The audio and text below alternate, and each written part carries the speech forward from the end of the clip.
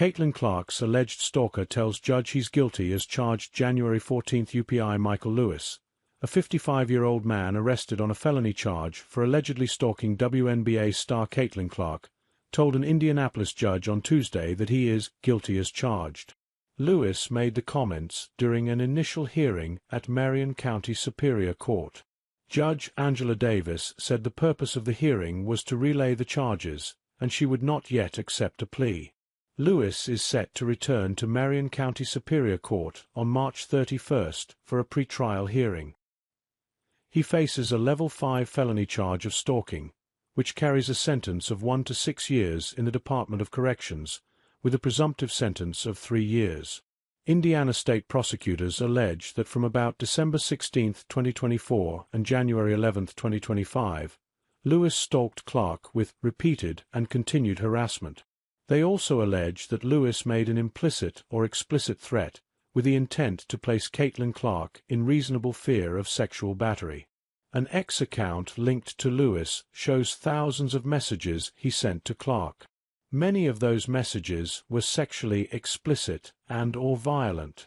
Lewis, who was arrested Sunday, is being held in the Marion County Adult Detention Center in Indianapolis. He was issued a no-contact order for Clark, which he signed Tuesday. He also is prohibited from being near Gainbridge Fieldhouse and Hinkle Fieldhouse, where the Fever practice and play games. Lewis interrupted Davis several times during Tuesday's hearing and was eventually asked if he suffered from a mental illness.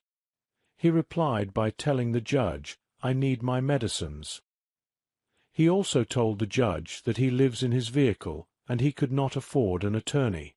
Davis entered a not guilty plea on behalf of Lewis, despite his guilty as charged outburst. He is being held on $50,000 bond.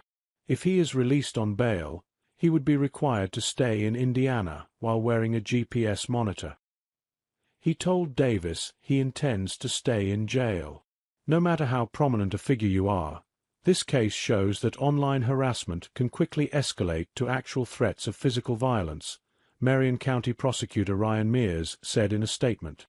It takes a lot of courage for women to come forward in these cases, which is why many don't.